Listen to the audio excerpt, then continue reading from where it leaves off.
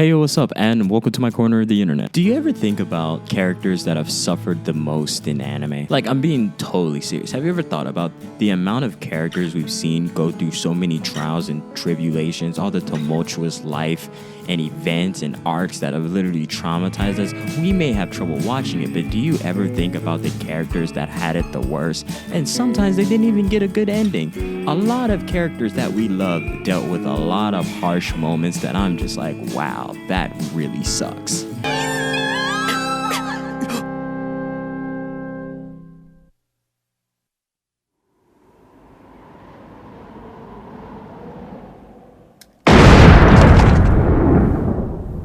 So then it got me thinking, which character had it the absolute worst?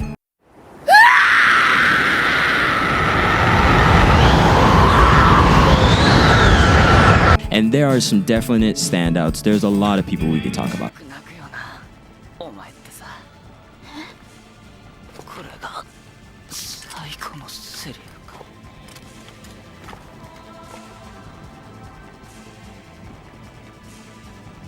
And the first obvious choice is Guts from Berserk. That isn't easy. Like, that guy got it the worst out of anybody else. But I've seen some people make a case that Guts is not necessarily innocent because he used to kill people and he was only killing people because of someone else's ambition and because his need to be powerful. But also, Guts had a lot of childhood trauma and this, that, these, and those. So there is a bit of an understanding. Like, I can see that argument.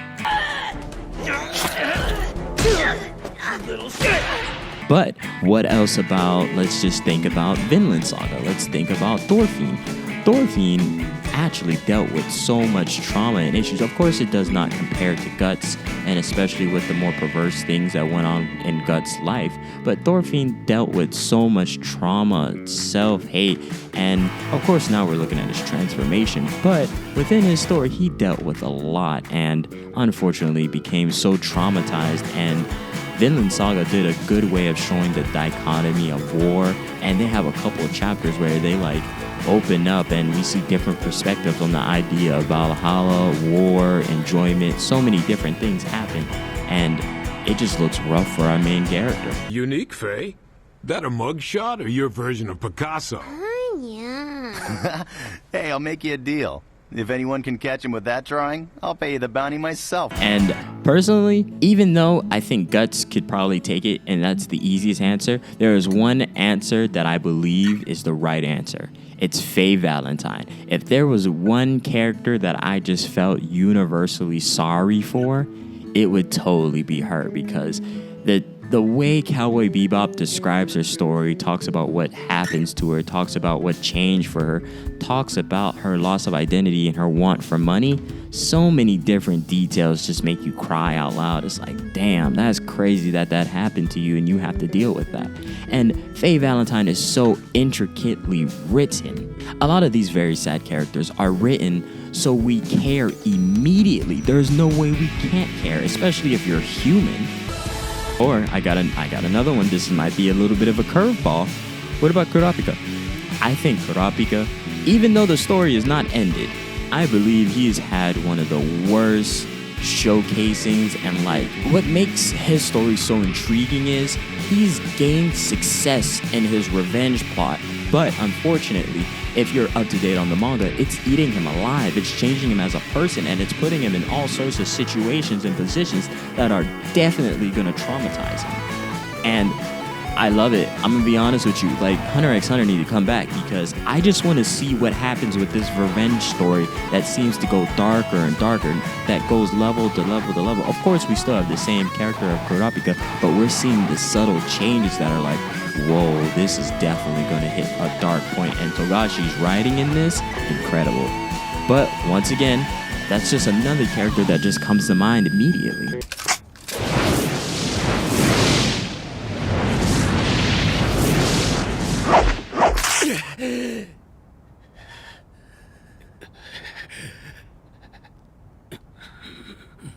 Oh, and I totally forgot about Vash the Stampede. Of all the characters that I just felt genuinely sorry for, it was Vash. Vash was the first time I recognized the character Sadness and wanted to give him a hug. Not like recognized it and wanted to give him a hug. A better way of saying it was the first time I understood the complexities of a human outside of a human being. I don't know if that necessarily makes sense. Vash the Stampede is the embodiment of being a human in a world that tries to push all sorts of different narratives, perspectives, ideals, and ideologies onto you. And unfortunately, you just want to be you and hold on to who you are. And Vash the Stampede gets broken down within Trigun. He changes, he shifts, and he goes through so much. And of course, we do get some sort of solace towards the end, but the story at the end of the book is about him losing and shifting his ideology, and he goes through it. We see it throughout his body, his character design, a lot of his jokes, a lot of his smiles that are just filled with so much sadness, and you're just like, bro, give this guy a freaking hug.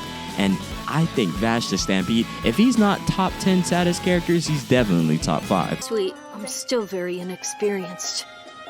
Earlier, if I just had more skills. I was only concerned that there wasn't anything I was going to be able to teach you. It's just nice to share a meal with someone you feel at ease with.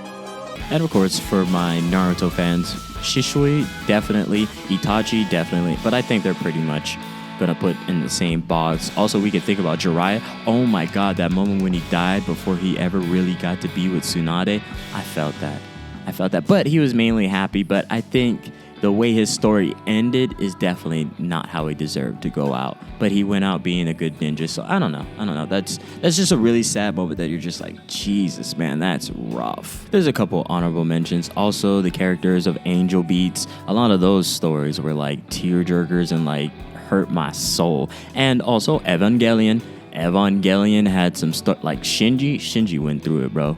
I'm not even gonna hold you. Shinji went through it. But Angel Beats, the way that emotional toll and how we get towards understanding what's going on in those stories, man, oh man, like pulling on the heartstrings at every single episode, bro. Jesus. ある日海兵が一人死んだんだ。そいつは私にとって特別な男だった。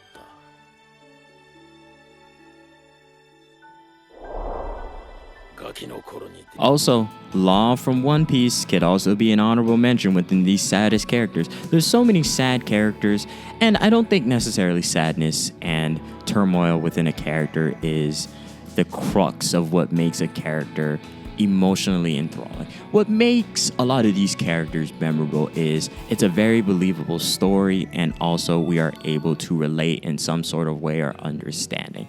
And I think that's what a lot of manga writers are able to create beautifully. A lot of these characters hold weight. They feel like real people, and it honestly makes them human. I could also talk about Fairy Tail. Fairy Tail has a couple sad characters. Seraph is kind of sad when you look at his story in totality, instead of him like having the multiple personalities or the shifting of his ideologies just because he wants to end his entire life, which is a little crazy and overkill, but we accept it only because we accept it, and Fairy Tail's not that bad for having a character like that. I could also see Light as a very sad character because the story consistently dunked on him, but it felt like it was setting up a character to fail. Like from the day one, you knew Light was gonna die in some way, shape, or form. So I kind of had pity on him just because I knew how this story was gonna end immediately.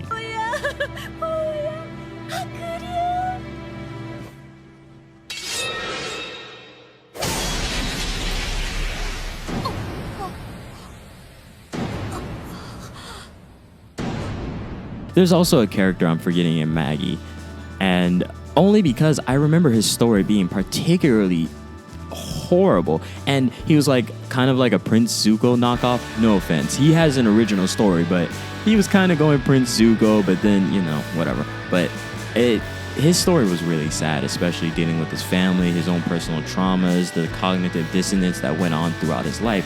A lot of these sad characters deal with cognitive dissonance and a lot of choices in their life that has to define them and That is incredible. The way some of these characters are written and very often how they have to deal with the moral implications of their actions. A good story makes you feel every choice that's made.